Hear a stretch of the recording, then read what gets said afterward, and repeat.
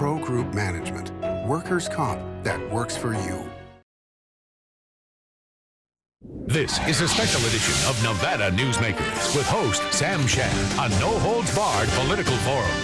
Now, from the Nevada Newsmakers broadcast headquarters, here is Sam Shad. And welcome to Nevada Newsmakers. A busy show today, so we've got a special edition. We start out with Senator Mark Amodei. He chairs Senate Judiciary and Transportation and Homeland Security. Welcome to the program, Mark. Thanks, Sam. Hi. Mark, you're just right off of the recent historic breaking impeachment hearings in the Nevada State Legislature, and I guess, you know, we've debated the outcome every which way, but I was curious, now having gone through it, what do you think about the process? What worked and what didn't work? Well, actually, the process, since it was dusted off for the first time in 140 years or whatever it was, Marlene, I think you're going to see some legislation this time just to provide more structure, because the process that you referred to was something that we really had to create this time, if you will, from whole cloth almost. And I think as a housekeeping measure, I think it's better to put a little more framework into that so that when it happens again, and it probably will, we'll have a little bit more of a framework as opposed to having people think that maybe you'd create it one way one time and one way another time. I think it would be better for the whole thing if there was a little more framework and definition to the process for future use if necessary. Mark, you know, because you've read it in the press, you've heard it from, I'm sure, constituents, that people say that Kathy Augustine pled guilty before the Ethics Commission, paid a substantial fine of $15,000, and then appeared to get off scot-free. How do you respond to the folks who are saying things like that? Well, probably the same way that I responded to my mom when she called me up and yelled at me the next day. You know, but the problem, Sam, is the plea was to knowing or should have known. I happen to be a guy who voted to convict 5 times, so that's how I felt. But what you have is in effect is a jury system, and you need the other votes to do that. And the other thing that I think was pretty well underreported is what happened in front of the state Senate was the first time that you had any sort of opportunity to hear the witnesses testify in a due process context. So when you heard people testify to certain facts who really weren't in a position to observe them, it had an impact on the credibility for some of my colleagues. Do I think that what the allegations were ultimately were proven? Yeah, that's the way I voted. But the problem, Sam, is you had all sorts of other things. Obviously, there was a referendum on the controller's personality, which, whether you liked it or didn't like it, was not one of the charges. So you had a whole bunch of stuff going on. Did she offer to resign? Was she a nice person? Did you personally agree with the way she treated the people? Which had nothing to do with, did you use your executive assistant in an improper way? Did you use her computer in an improper way? And did you use other facilities and equipment in an improper way? And the 21 people in the state Senate came down differently on those issues, which were you surprised that there was no defense presented? None of the witnesses were called. The state controller rather didn't testify. I mean, it just seemed kind of iffy to a lot of us watching. That, well, it was interesting. We know about, you can count votes. That's what politics is all about. Yeah. And when you counted those votes after the motion to dismiss, and the first count was dismissed as a result of that, the next 2 counts, I think, had 4 and 5 votes to dismiss, which is nowhere near the 8 you would have needed to say, okay, we're in good shape for an impeachment. Went back upstairs, call your first witness, we rest. So nothing was presented other than oral argument. From those 4 or 5 votes on the second 2 counts, you go back down to vote on them, and somewhere came, and I forget what the actual votes were, but you picked up 8 or 9 votes, or you got to 8 or 9 votes or whatever it was in the second one to acquit on that. Interesting question. The answer to it is, though, is you have to go talk to whoever voted not to dismiss count 2 as a motion to dismiss, and then go back and say, okay, now you voted not to impeach on those. Where did those 4 or 5 votes or whatever, it would be, and I think it's a fair question. What changed for you not dismiss versus not convict on impeachment for those folks? Thank you for helping us set up for our next interview. Yeah. We took a big hit in Homeland Security funding. from the federal government. How are you seeing that affecting us at this point? And are you irritated that with Las Vegas obviously being potentially a target of terrorism, that we should take that loss? Well, that's the way it stands right now as we sit here on the 27th or 28th of December. Those funding games, as you know, and as you know, Marlene, from your experience, are never over. So yeah, that's a setback right now, but I think that that may be a battle lost, but the war still has a lot of stuff in front of it, and we'll continue to go make that case, which I think there are ultimately some good facts for, which it might be a naive thought, but I think ultimately good facts and good policy prevail over the political stuff when it comes to matters of public safety. Senator, your name has been mentioned at the top of the list as a key person that the governor may consider to appoint as Attorney General for the state.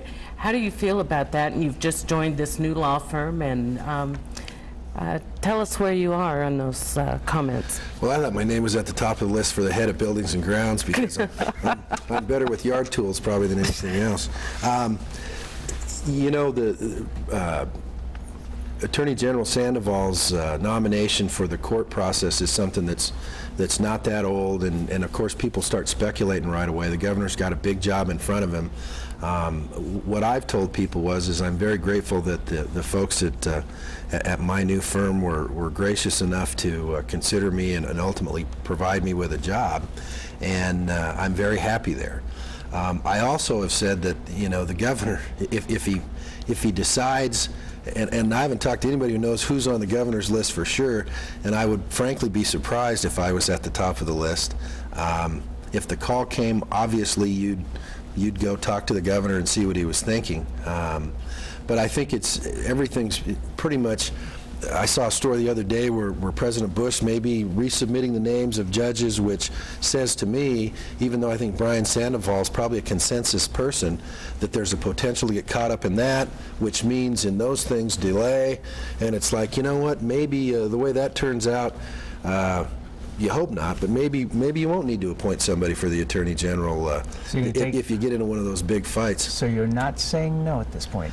You would go talk. I guess yeah, I would go talk, but practically speaking, Sam, I just haven't given it a lot of thought, and don't think that the governor's probably sitting there practicing how to spell my last name when he put his list up. We will welcome you back many times during the session. Thank you for being here today. Senator Mark Amodei will be right back on Nevada Newsmakers after this. This is Nevada Newsmakers.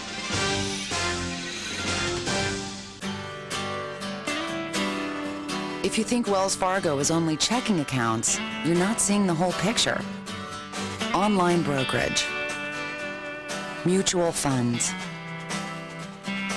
mortgages, and home equity accounts.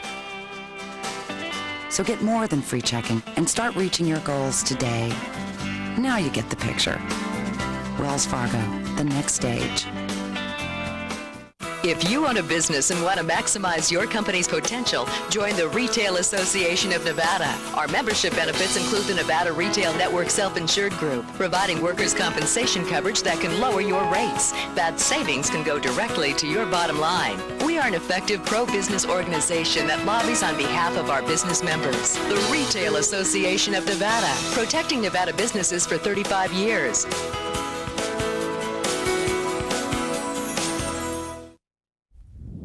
And now, back to Nevada Newsmakers with Sam Shad. And back on Nevada Newsmakers, actually welcome Marlene Lockhard to the program here, helping me co-host today. And we're joined on the phone by John L. Smith, columnist for the Las Vegas Review-Journal. And today we're going to talk about immigration and start out by talking about what's going on in Arizona, where there's a new law, Proposition 200, which was overwhelmingly okayed by Arizona voters last month. And I'm quoting here from the Las Vegas Review-Journal editorial, which requires proof of immigration status from anyone trying to obtain state and local welfare benefits and proof of citizenship when registering to vote. Government workers who don't report illegals seeking benefits can themselves be jailed. What was this proposition all about, John? Well, I think the interesting thing about it for our purposes in Nevada, Sam and Marlene, is that the proposition is really a template that is being applied, or is beginning to be applied throughout the West. The immigration issue is very controversial in many areas of the West, and this was really kind of leading edge politics. The folks in Arizona had noticed that there were illegal immigrants who were having an impact on the welfare system, getting services, social services, and that sort of thing. And there was a concern, or at least a stated concern, that there was also a difficulty tracking voting, that there might have been people who were illegal voting in elections. And so they came up with Proposition 200. The result of it was twofold, really. One is it has the effect of applying a law and almost creating the need for a Proposition 200 police force to enforce this stuff. Number two, it also was a tremendous political tool for some people. Arizona is a conservative state, so it wasn't trending toward Kerry at any time in the Bush-Kerry race, but some conservatives picked it up and kind of ran with it, and they applied the Proposition 200 mantra to other areas and other members of councils and assemblies and that sort of thing. John, how does that square, though, with President Bush's immigration proposal? Many conservatives are very concerned that it's just an amnesty program. So how do those sync up with this proposition? Well, I mean, that's a very good question. The Bush issue is interesting because it'll be interesting to see what's stated today and what actually comes out at the other end of the line, assuming anything does come out in the next few months. I know that the immigration issue is that both major parties try to wrestle it and they try to take command of it. For our purposes in Nevada, I believe that, and I wrote about this just recently, I think this question is already being asked in private circles and political circles, and I think people are trying to formulate some kind of movement in Nevada right now. It certainly is in the planning stages, but so I can foresee a time in the next few months when people will raise the issue of immigration status and voting and immigration status and social services and that sort of thing. It's been very controversial in Arizona, but it's kind of ironic. It's been controversial, and yet it passed by a wide margin. So clearly there's an undercurrent of folks who are upset with the immigration issue, with the kind of overflow status, and certainly Nevada qualifies as that. Well, it's interesting to me, John, because we have this dual situation in this country where we say that we want to have legal immigration, we don't want to have illegal immigration, but yet it's just wide open for people to come here to work, and businesses are encouraging it. It really is. It's funny. If we wanted to stop illegal immigration in America, I think we would apply a law to the business that hires illegal immigrants. It would seem pretty logical and obvious to me. But whenever I've raised that issue with federal officials from the current administration, they've avoided answering the question. They've said, no, that won't work. Well, it won't work because no one wants to punish business. They don't want to have the kind of hot stove metaphor where if someone gets burned if they use it. So it's interesting. I believe this. I believe that it's clear in southern Nevada that immigrants, many of them illegal, are the ones building the houses and expanding the community and filling a lot of the service worker jobs at a lot of the strip properties and downtown properties. And so they're playing a very important role in our economy. Whether they should, whether they're paying enough taxes or not enough, those are good questions. And I think those are questions that we should have a mature discussion about. Unfortunately, what happens in these situations is someone usually takes it as a political football and starts to run with it. It was my hope recently in a column I wrote that people would have an open discussion about this. And it was interesting to me. The reaction was so polar. One side said, "Yeah, you tell them, kick those illegal immigrants out of the country," which is not what I said in my column. And on the other side, people said, "How dare you criticize immigrants? You're being racist," which was also not what I said in my column. So it's very hard to have this discussion, I'm finding. Okay, a very quick response to our last question here. What would occur if we were to have a mass deportation of the illegal aliens in this country? I mean, that would be just a stunning amount of people, wouldn't it? it absolutely would probably bankrupt our country.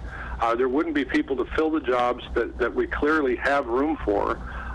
There's no question in my mind that Nevada would suffer tremendously. Southern Nevada, nothing would run, because the fact is that the construction trade in Southern Nevada, which is a huge part of the machine there, employs an awful lot of illegal immigrants, and that's a fact of life. John, thank you for being here as always, and a Happy New Year to you and your family, and we hope everything goes great with Amelia in the coming months. Thanks for being here. So much, and I appreciate being on your show. Thanks, John. We'll be right back on Nevada Newsmakers after this. Nevada Newsmakers, brought to you in part by Sunbelt Communication.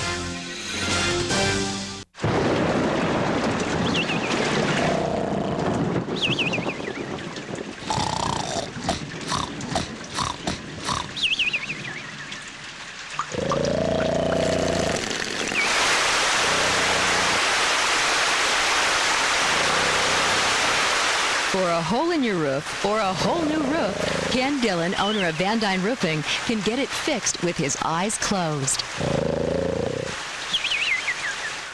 Something spectacular has taken wing not far from Reno or Lake Tahoe, and never far from your mind. An escape of fine dining and legendary golf. Introducing the resort at Red Hawk. And at the center of it all, we've feathered our nest with new villas that have elevated Red Hawk to the status of a premier resort. The Resort at Red Hawk, a beautiful new arrival in northern Nevada.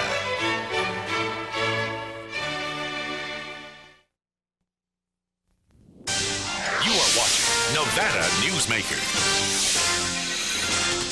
Today on Nevada Newsmakers, we start a new segment of commentary with Howard Rosenberg. It's called Get to the Point. Howard? I'll try.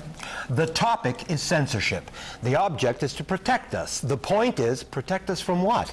The F word being used 5 times in the movie Saving Private Ryan, causing 8 of ABC's affiliates to refuse to air the movie because they were afraid of being slapped with an FCC fine? Now really. Drop into your local elementary school and listen to the vernacular that the little cherubs are using these days. It'd make a longshoreman blush. And from where do they pick up such language? Not from television or the movies, but from parents, siblings, and one another.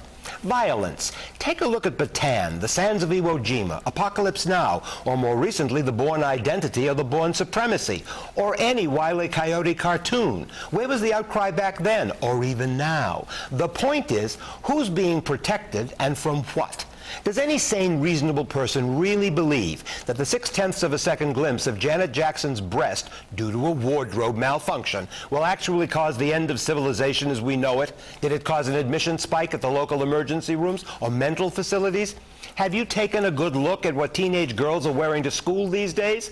At a local high school I visited recently, I saw one particular 10th grade girl whose attire showed everything but good taste. The neckline of her blouse plunging to mid-breastbone, the hem bearing all of her multi-pierced midriff, the top of her pants called, I think, hip huggers, hugging parts of her anatomy considerably south of her hips. She was sent to the office with a referral slip which read, "Too much cleavage showing at both ends." And believe me, she wasn't alone.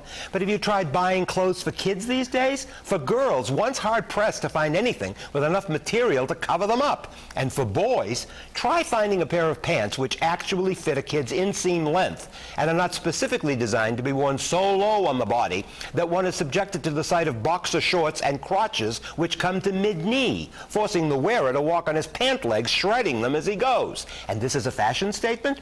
And you're going to tell me that Janet Jackson's indiscretion is enough to bring about major censorship? The point is, if you don't like what's coming into your home via radio, television, print, or purchased goods, change the station, turn the blame thing off, eliminate offending magazine or newspapers, and return offending purchased goods to the seller. Cut the market, and you stop the material. No one forces you to listen to or watch something you find offensive. But you make that decision for you and your families. In a free society, neither you nor any government entity has the right to make those decisions for me or my family.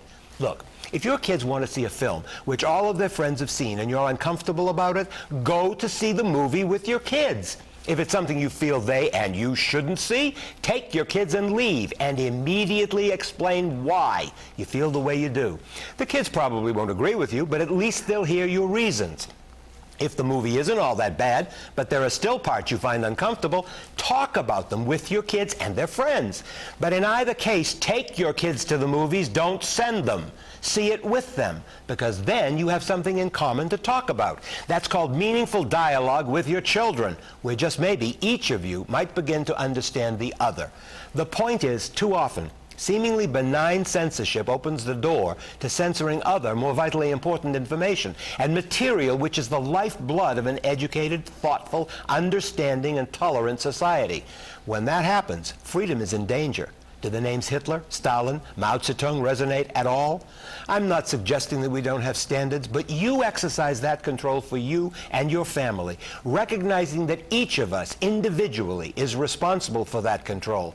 Because once we cede the control to anyone else, we lose all control on just how far it goes. And the point is, that thought should scare the living daylights out of you. Thank you, Howard. We'll be right back. This is Nevada Newsmakers. When you need a new employee, how can you be sure who you're really hiring? A background investigation by Employer Links will uncover criminal records, verify the applicant's education, check their credit history and Social Security verification. An investigation will research professional licenses and driver's licenses and let you know why they're unemployed. Hiring the right person shouldn't be a gamble. Call Employer Links. Employer Links, protecting your investment. And now, back to Nevada Newsmakers with Sam Shad. We're already on a holiday season diet here. We've slimmed down the pundit panel by one person today. Martha Gould joins Marlene and I. I want to start out by talking about what Howard Rosenberg just said about censorship. What's your thoughts, Martha? Well, actually, I agree with Howard. I don't always agree with Howard, but in this instance, I do. There is something very dangerous about government deciding that they're going to tell people what they can see, how they can speak, what they can believe in. We have something called the First Amendment. Hello. But it also made me think when I was thinking about the government saying what they're saying, and what came to mind was the Reverend Martin Niemöller back in the 30s in Germany. And in the end, you know, and I can't remember exactly how it goes, but, you know, I didn't say anything when they came for the communists or for the labor unions, and when they came for me, there was no one left to speak up. We live in a diverse social community, and people have the right to watch what they want and to say what they want as long as it doesn't hurt somebody else. And for someone to come in and tell me what I can let my children see, read, or think is wrong. This is a parental issue. Well, and also, it's very simple. You don't want to read a book, don't take it off the shelf, Marlene. Don't buy it. Well, I think one of the problems is some consistency here. You can be a very good parent, but as we've talked before, there are some things on television in the commercial breaks that raise issues and discussions that parents just may not be ready to have with their children at a certain age. And I think while we're talking about taking programs off, we've got advertising that I think could be far more offensive than the Janet Jackson. Try watching Victoria's Secret. Well, okay, but you know what? But we say one thing and we watch another thing, because Right. if you look at the #1 show on television, it's CSI, Right. and there's in fact 3 CSIs in the top 10, which are all blood and guts and violence. Right. The #2 show is Desperate Housewives. That's right. I mean, Which really, I we're won't saying watch. one thing, but we are certainly doing No. another behind closed doors. I want to change the subject here if I can. Why? It's just getting interesting. Tim Come Hay, on. no longer consumer advocate, and has been replaced by a former commissioner now, Adriana Escobar-Chanos. What does this mean for the public, Marlene? Well, I think that the Attorney General was well within his appropriate right to make a change at the end of Tim's term. I think the public of Nevada has been very well served by Tim's tenure in the Consumer Advocate's office.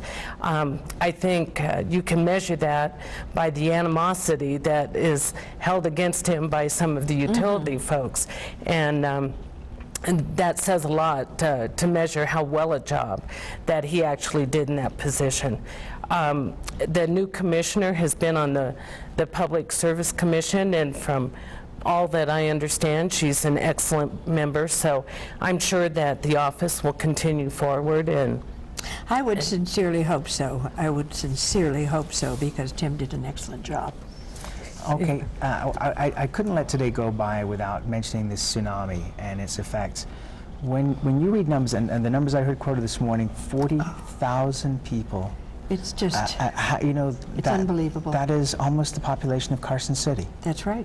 it's just, it is absolutely surreal. It's hard. You're mesmerized by watching those pictures on television and some of the survival stories. And incredible. You just cannot. You know, it is a very difficult thing and very difficult to offer help and assistance when something of that magnitude occurs.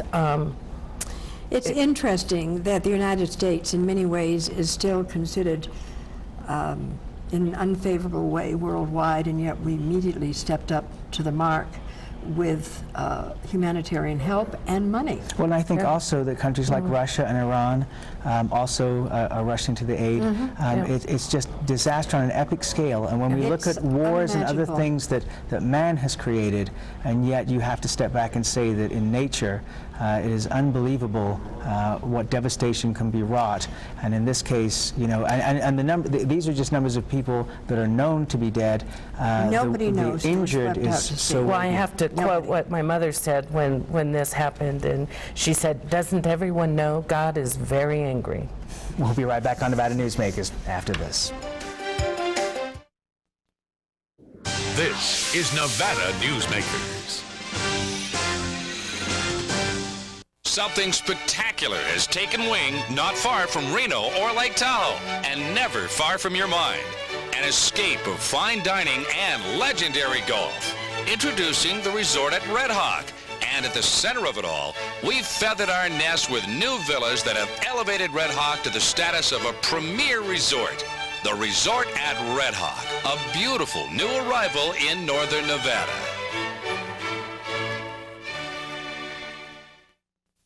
It's America's largest historical district, and it's fun for the entire family. Virginia City is where the West comes alive every day, from train rides to gunslingers.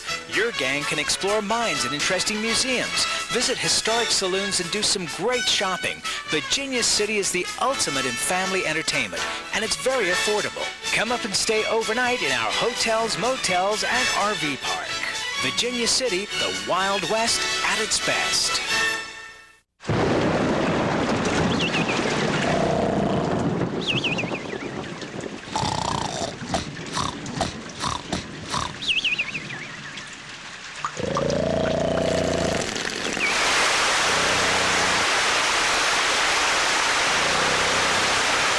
For a hole in your roof or a whole new roof, Ken Dillon, owner of Van Dyne Roofing, can get it fixed with his eyes closed.